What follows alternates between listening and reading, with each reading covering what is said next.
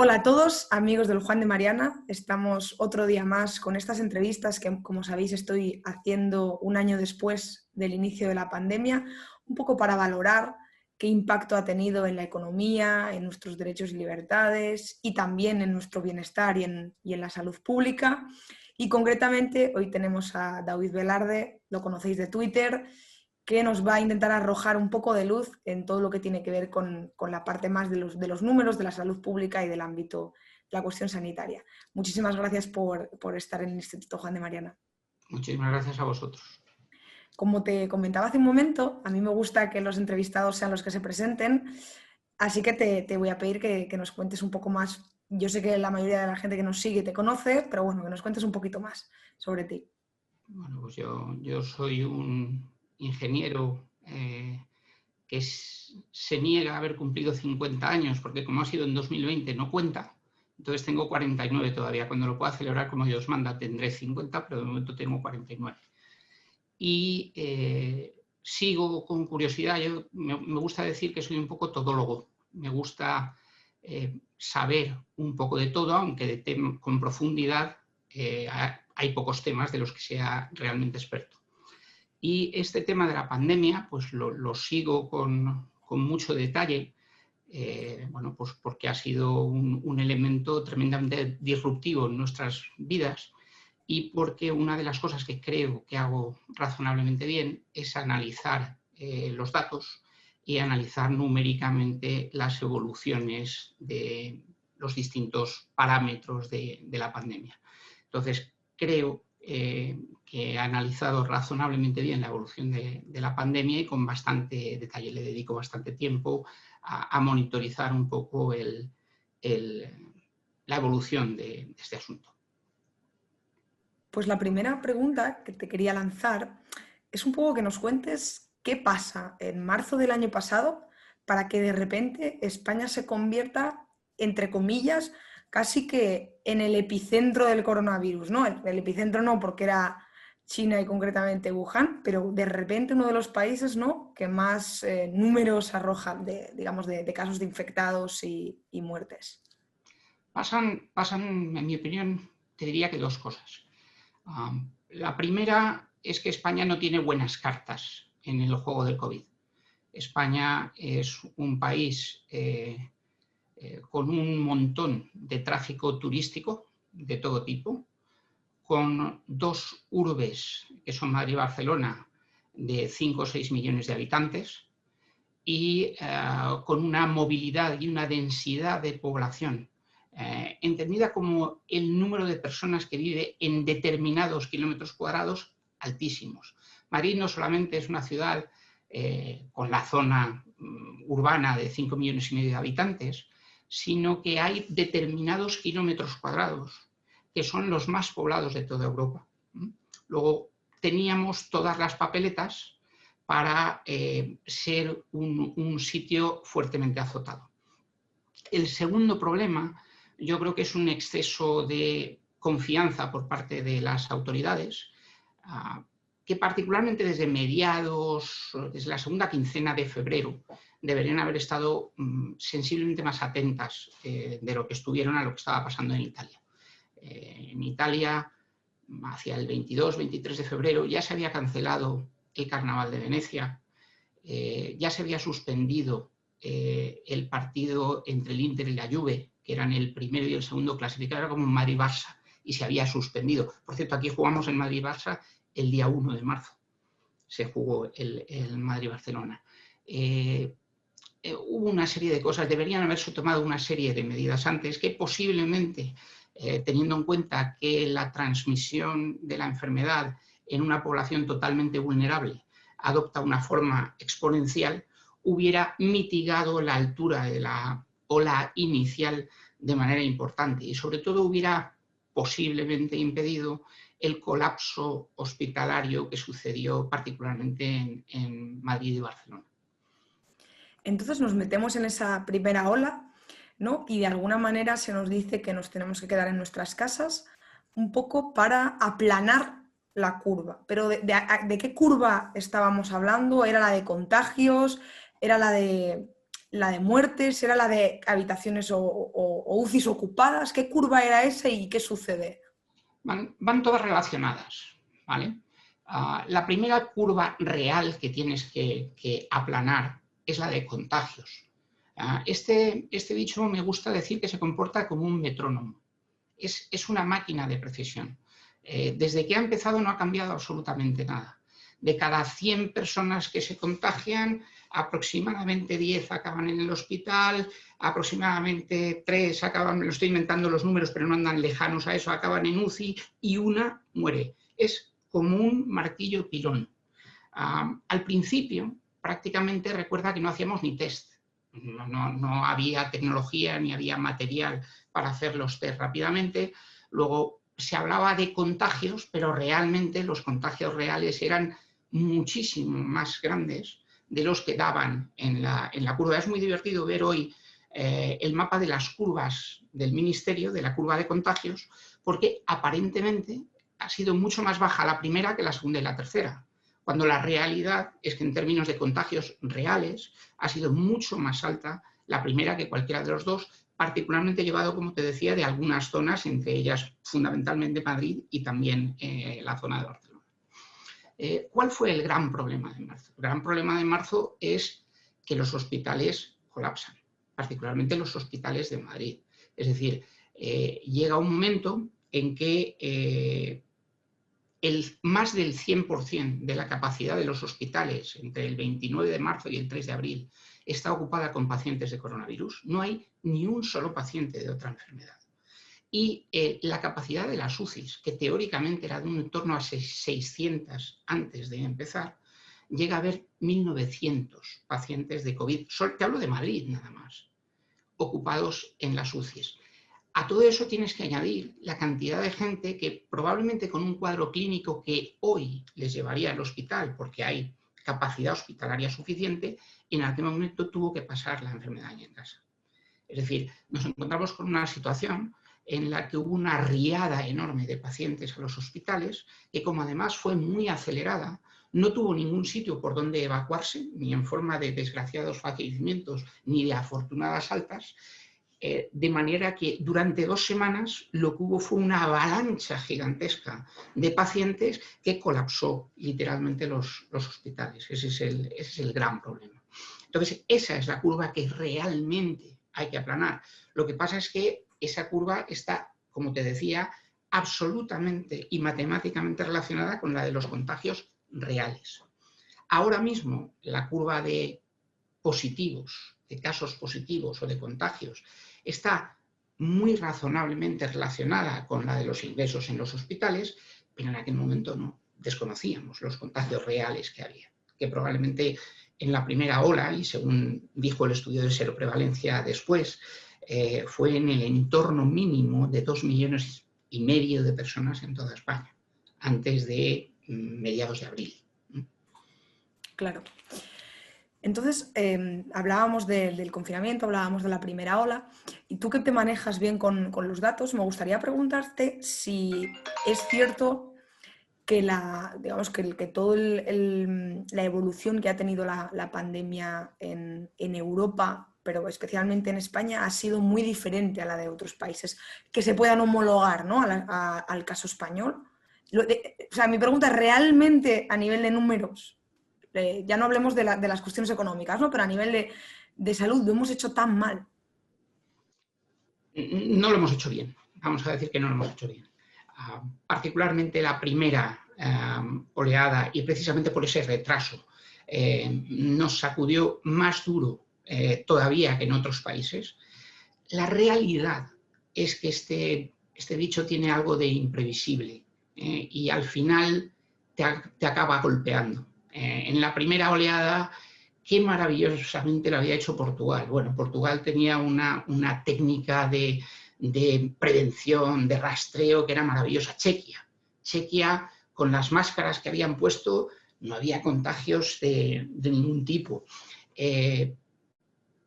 Alemania, el prototipo de la precisión, en ningún caso había tenido ningún problema. ¿Qué ha pasado después?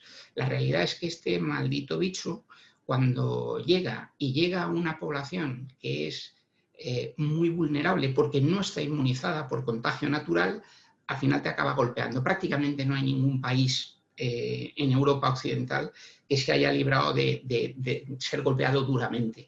Evidentemente hay países que han sido mucho más duramente golpeados, como Bélgica, como España, como Italia, como Portugal ahora, que muchos otros, pero prácticamente ninguno se salva realmente. Al final nos ha ido cogiendo prácticamente a todos. Algún país nórdico, quizá Noruega, posiblemente sea de los que mejor parado ha salido, pero también hay que tener en cuenta que Noruega y España se parecen lo que un huevo a una castaña. Es decir, allí no hay ningún tipo de megalópolis y que sean nidos o nudos de comunicación como los puede ser Madrid o Barcelona, ni que tenga unos centros turísticos como tiene toda la costa mediterránea. Es que probablemente, no probablemente, el hogar medio escandinavo tiene menos habitantes que el español, con lo cual los contagios intrafamiliares son menores. El porcentaje de hogares donde hay mayores de 65 años conviviendo con menores es infinitamente mayor en España que en otros países. Al final, nuestra forma de vida, que a mi juicio hace de España un país maravilloso, como te decía al principio, nos otorga malas cartas en la partida de COVID, pero incluso en aquellos países que tienen buenas cartas, la mayor parte de ellos han sido golpeados y han sido golpeados duramente. Claro. Y si nos vamos, por ejemplo, al interior de España y lo comparamos y hacemos una comparación entre comunidades autónomas, ¿se da más o menos un patrón similar? De que hay algunas que parece que en la primera se libraron, pero luego les ha ido mal igual, ¿o hay alguien que haya destacado? La primera ola, la zona más golpeada fue Madrid, con grandísima diferencia, seguido de Cataluña, particularmente de Barcelona. Después, cuando juntas todo el año que llevamos, posiblemente las zonas que más han sufrido sean, además de Madrid, pero sobre todo Madrid por la primera ola. La segunda y la tercera han sido bastante más benignas en Madrid, tanto a nivel de contagios como a nivel de hospitales, como a nivel de fallecimientos. Las dos Castillas, Aragón, han sido zonas duramente golpeadas, lo cual a mí me hace preguntarme, y no sé, no tengo respuesta para esto, si el hecho de ser zonas frías y secas, de alguna manera es un factor que puede favorecer al virus respecto a zonas más húmedas y más templadas. Pero, por ejemplo, Valencia, que había esquivado maravillosamente la primera y la segunda ola, ahora ha sido la más golpeada en la tercera. Extremadura, que siendo una zona seca y céntrica, había salvado bien la primera y la segunda, en la tercera ha sido duramente golpeada. No sé, ¿qué zona se puede haber salvado, entre comillas? Porque a lo mejor Andalucía está un pelín mejor que algunas zonas, Galicia ha estado un pelín mejor que algunas zonas. Si te fijas solo en datos de contagios, aparentemente Asturias no está mal, pero luego cuando te vas a las cifras de fallecimientos es de las zonas altas, particularmente en la segunda y tercera olas, con lo cual es complicado. Al final ha sido relativamente uniforme, muy duro en las dos Castillas y en Aragón ha sido de las zonas más castigadas.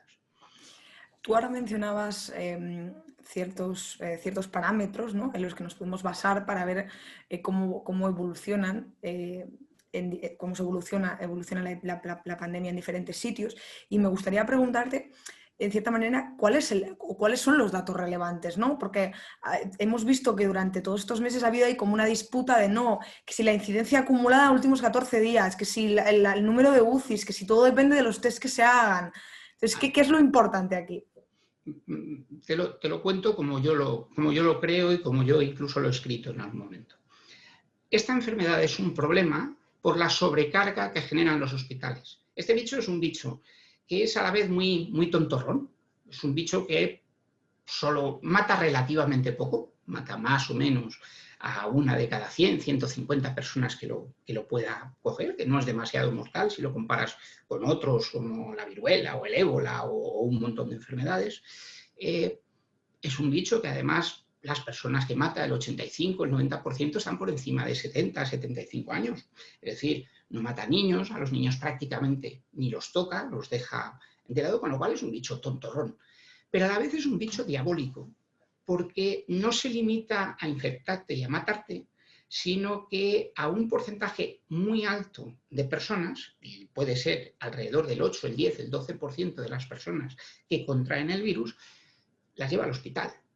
Y claro, los hospitales tienen la capacidad que tienen, y pese a logros como el de Madrid, como el Zendal, expandir la capacidad hospitalaria en un espacio corto de tiempo es muy difícil y además posiblemente no tiene sentido económico, porque cuando la pandemia pase, pues llegará un momento que dirás, oye, ¿para qué queríamos tener, qué sé yo, 15.000 UCIs en España? Si no tiene mucho sentido porque no las vamos a necesitar.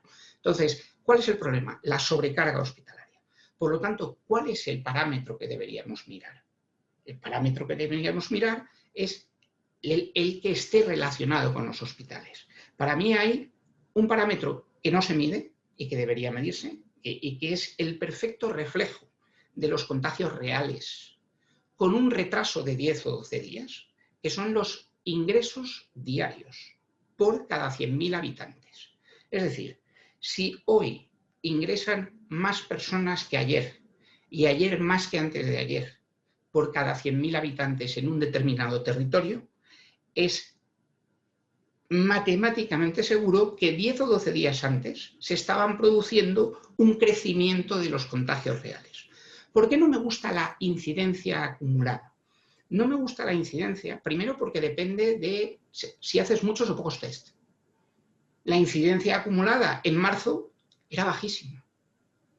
Y sin embargo, los contagios reales eran decenas o cientos de miles en los días finales de la segunda quincena de marzo, justo antes del encierro. Y la incidencia oficial era ridículamente baja. Segundo, depende del tipo de test que utilizas. El test PCR es más sensible y detecta como positivos casos de personas que ya han pasado la enfermedad, que no son contagiosas. ¿Qué sentido tiene estar midiendo eso como parámetro de la transmisión real? Tercero, no me gusta que sea a 14 días. ¿Por qué a 14 días? Si es a 14 días y el periodo infectivo real son aproximadamente 8 o 10 días, estás tardando mucho en transmitir los cambios de tendencia. Hace unos días todavía subía la incidencia acumulada en Madrid a 14 días, cuando era evidente por los ingresos diarios que se iban produciendo en los hospitales que la transmisión real llevaba ya días cayendo, ¿vale? Por lo tanto, el parámetro que a mí me gusta para medir los contagios reales sería los ingresos hospitalarios por 100.000 habitantes cada día. El otro parámetro, que es el importante real, es la carga hospitalaria, es decir, el porcentaje de camas que hay ocupadas, el porcentaje de UCI que hay ocupadas y dentro de ellas cuántas están ocupadas por COVID y cuántas están ocupadas por otras enfermedades. Bueno, pues esos parámetros que para mí son los críticos son parámetros que no se informa adecuadamente en prácticamente ninguna comunidad. Y el Ministerio, por supuesto, ni ha oído hablar de ellos ni se le espera. ¿Ha habido, en cierta medida, una disparidad de criterios a la hora de medir este tipo de cosas? ¿O se ha unificado de alguna forma los criterios para, por ejemplo, para decidir también tomar ciertas medidas, ¿no? Parece que se ha tomado la incidencia, pero a veces hay periódicos, digamos, que te lo venden como no, es que no hay que tomar la incidencia, hay que tomar otra cosa, es que tal comunidad autónoma no está dando o no tiene el mismo criterio a la hora de dar los datos. ¿Qué ha pasado con todo eso? Se ha intentado basar en la incidencia acumulada uno de los parámetros fundamentales de la toma de decisiones.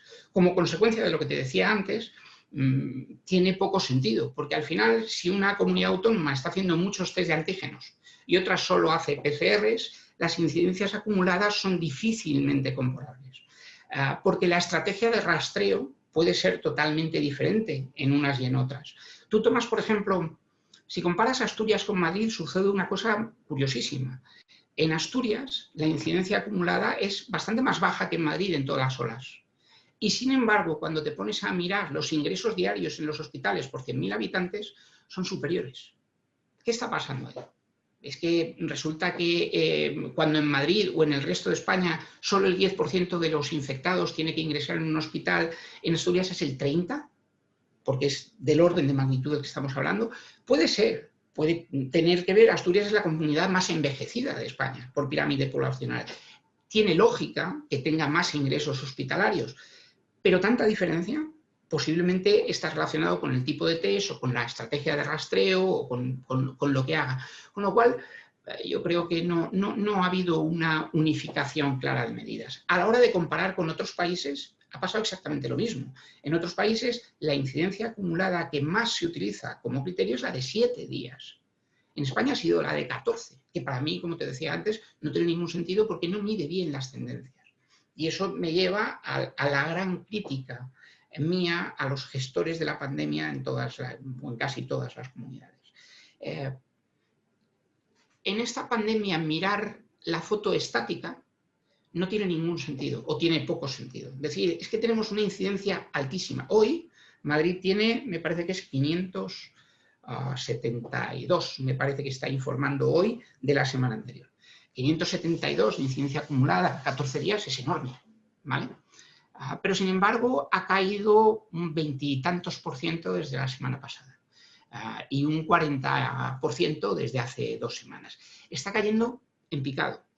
La incidencia a 7 días está cayendo más en picado, lo cual quiere decir que seguirá cayendo durante los próximos días la incidencia a 14 días de manera acelerada.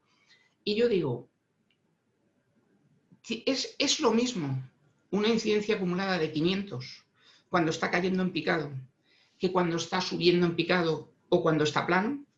Ni se parece.